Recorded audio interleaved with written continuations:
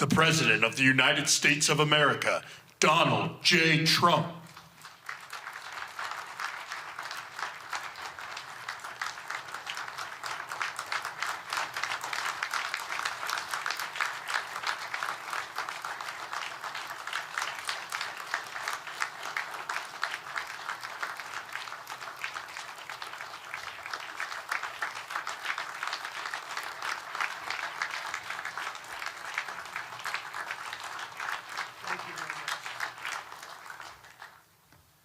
Well, this is a very exciting day, long in the making, and many countries have just received their notice, and everybody wants to be a part of it, and we'll work with many others, including the United Nations. But I want to thank you all for being here. Yesterday, we had an incredibly successful visit with many of the world's top business leaders, the best, the biggest, most successful, and foreign heads of state. And now we have one of the most important meetings of all, the official formation of what is known as the Board of Peace. I want to thank the Secretary of State, Marco Rubio, Special Envoy Steve Witkoff, and Jared Kushner, and their extraordinary work. I mean, they have done an amazing job. We have peace in the Middle East. Nobody thought that was possible. We've settled 8 wars, and I believe another one's coming pretty soon. You know what that is?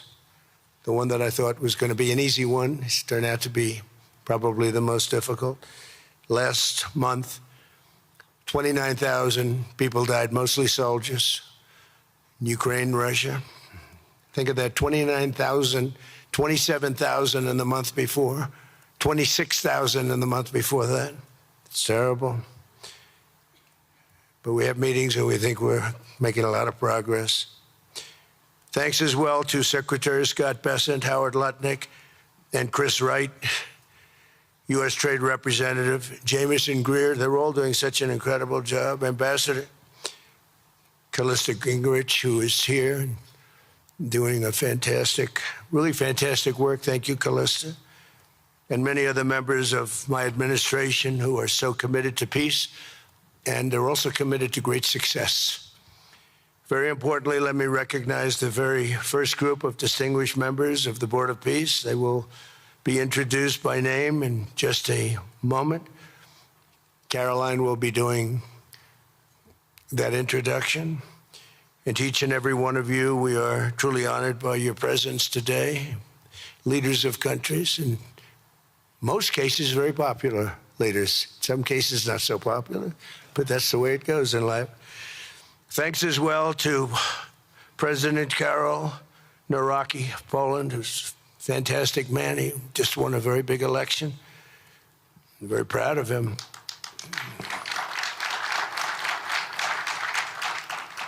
Amazing. Along with former Prime Minister of the United Kingdom, Tony Blair. Thank you, Tony, for being here. We appreciate it. And members of the Board of Peace Executive Board, great group. This week marks the 1-year anniversary of my second inauguration as president. No administration in history has achieved such a sweeping turnaround in 12 months' time at home and abroad. We have a tremendous mandate. We won the popular vote by millions. We won every swing state to 7. They were saying, can he win all 7? Is it possible? Because it's not done. And we won all 7. We have a great mandate back at home. As I said yesterday, the U.S. economy is booming with virtually no inflation. It was 1.2% for the last 3 months. And we inherited the worst inflation in the history of our country. And we have economic growth now of 5.4%, looks like. And I think that number can double and triple if we do the right things and if we change thinking so that if you announce good numbers, the markets go up, instead of if you announce good numbers, the market goes down because everybody tries to kill it by lowering or raising interest rates depending on the situation. When America booms, the entire world booms.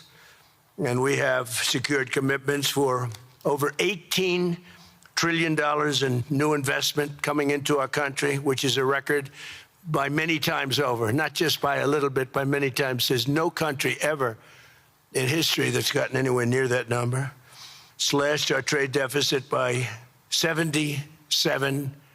This is in 1 year. Yesterday was 1 year. And signed historic trade deals with nations from all over the globe. Today, the world is richer, safer, and much more peaceful than it was just 1 year ago. We put out all those fires. A lot of people didn't know, including me, that some of those wars were going on. And some of them were going on for, in one case, 32 years, in another case, 35 years, and another one, 37 years. We were very happy to stop the war that had started with India and Pakistan, two nuclear nations. And I was very honored when the Prime Minister of Pakistan said President Trump saved 10 and maybe 20 million lives by getting that stopped just before bad things were going to happen. As president, I ended those 8 wars in 9 months, including Cambodia and Thailand. And by the way, many of the leaders are here. Kosovo and Serbia, the Democratic Republic of the Congo and Rwanda, Pakistan and India, Israel and Iran, Egypt and Ethiopia. We're working on that right now. I met yesterday with a very good general and a very good leader of Egypt.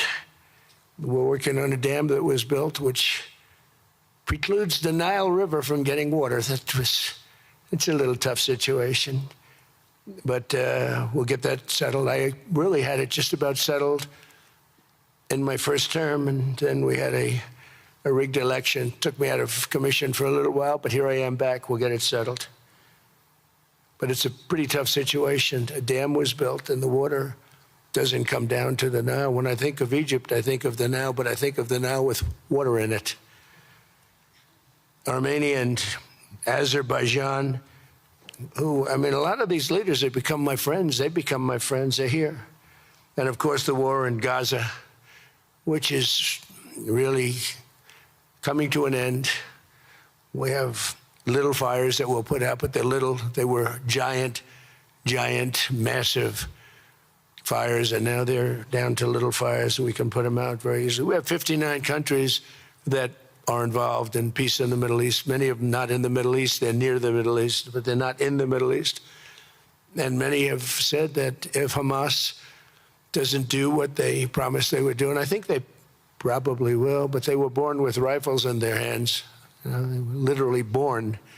The first day they had a rifle put into their hands, but they have to give up their weapons. And if they don't do that, it's going to be the end of them. But many countries have told me we want to go in and do it, and they really aren't countries that you traditionally think of as being involved in that. But that's the fire. Hezbollah in Lebanon, we have to do something about that. But these are, I call them remnants. They're small remnants compared to what it was before. It was massive, large, powerful countries fighting each other. In another great victory for the ultimate goal of peace, in June, we obliterated Iran's nuclear enrichment capacity with Operation, we call it Operation Midnight Hammer. It was midnight, it was dark, no moon, and every single one of those bombs from the B-2 bombers hit the air shafts and went deep into the earth and totally obliterated everything that they were doing. They were 2 months away from having a nuclear weapon. Can't let that happen. And Iran does want to talk, and we'll talk. We've also hit ISIS in Syria, and very strongly, as you know. In my first administration, I took out al-Baghdadi, the founder of ISIS, and he was trying to start it up again because due to the tremendous talent of General Raisin Kane, as I call him, he wiped out ISIS in a period of 3 weeks in my first term. You know, we had a great first term, but the second term is, I think, blowing it away, actually. But we took out ISIS, and we had, it was gone, but during the Biden administration, it formed again a little bit. We hit it very hard in Syria. And Syria, by the way, I spoke with the president, is making a lot of progress, tremendous progress, actually. We're very happy about that. We took off all sanctions, which gives them a chance to breathe. And He is working very, very hard, and I think he's going to put it all together. So many things are happening, many good things. Threats to Europe and America, the Middle East, and other places are really calming down. It's a lot different than it was just 1 year ago. Just 1 year ago, the world was actually on fire. A lot of people didn't know it. And in Nigeria, we're annihilating terrorists who are killing Christians. We've hit them very hard. They've killed thousands and thousands of Christians. What's that all about? Much of this unprecedented success is possible because I rebuilt our military in my first term, and now we're making it even stronger. We have a budget of over $1 trillion this year, and next year we're going to $1.5 trillion. Our country's never done better economically. We're taking in numbers that we've never taken in, not only the fact that the investment is at 18 trillion plus, but our jobs numbers, everything is, I think, maybe better than ever before. I think you're going to see and a lot of you are investing in our country. I think you're going to be extremely happy with your investments. I think you'll see numbers like you haven't seen before. I also secured commitments from virtually all NATO allies to increase their defense spending to 5% of GDP. Everybody but Spain. I don't know what's happening with Spain. Why would they not do that? They want a free ride, I guess, huh? Every country but Spain increased to 5%. I don't know why. We're going to have to talk to Spain. With America's renewed attention to security of the Western Hemisphere, I've stopped the invasion on our southern border and designated the drug cartels as foreign terrorist organizations. And you probably saw that we've virtually stopped almost 100% all drugs coming in by water. And now we're going to stop them on land. The land is easy. The water is tough. But that's down now. I heard it just last night. It was 97. Now it's 98.1%. And we're trying to figure out who are the 2% that are willing to get onto those boats. I don't think they watch television or the news. But we've taken out almost 100% of all of the drugs coming into the United States by water. And now we'll, I think, very easily stop them on land. That's the easy part. We wanted to wait till the other was taken care of. And earlier this month, thanks to the unrivaled skill, power, and might of the U.S. military, we have the most powerful military in the world by far. We captured the outlaw dictator, Nicolas Maduro, and the people of Venezuela are very happy about it. And we're having great relationships with the new leaders of Venezuela. The relationships have been good. We're opening up the country to our giant oil companies, and it's going very well. We've already taken out, think of this, 50 million barrels of oil, and a lot of that's going to go back to Venezuela. They'll do more income with us in a short period of time than they did in years, because as much oil as they have, and they have a lot, just about the most. After us, there's a couple of countries that are in that category, but we have the most, actually, and they're second between Venezuela and us. We have 62% of the world's oil, but they have very little production, so they'll have a lot of production. All the oil companies, we had meetings, you probably saw, all the oil companies want to go in. They want to go in immediately. They're already touring the sites. But our military was amazing. That strike was amazing. We had a second wave coming. We didn't need it. They said, no second wave. We don't want a second wave. The first wave was enough. And of course, we're working to end the horrible killing in Ukraine, a war that should never have happened and would have never happened if I were president. That was not going to happen. I used to speak to Vladimir Putin about Ukraine, and it was the apple of his eye, but he would never have ever done it. Said, you can't do that, Vladimir. As part of this historic record of major peace initiatives, today we're announcing more details regarding the Board of Peace, so important. This board has the chance to be one of the most consequential bodies ever created, and it's my enormous honor to serve as its chairman. I was very honored when they asked me to do it. We had an idea to do it, and then they came, they said, you be the chairman. And but I take it very seriously. We have a great group of people and incredible young people that are leading it from within. It's running beautifully, started already. And every country, just about every country, wants to be a part of it. And we just sent out the letters a couple of days ago, and these are just the countries that are here. They happen to be in Davos.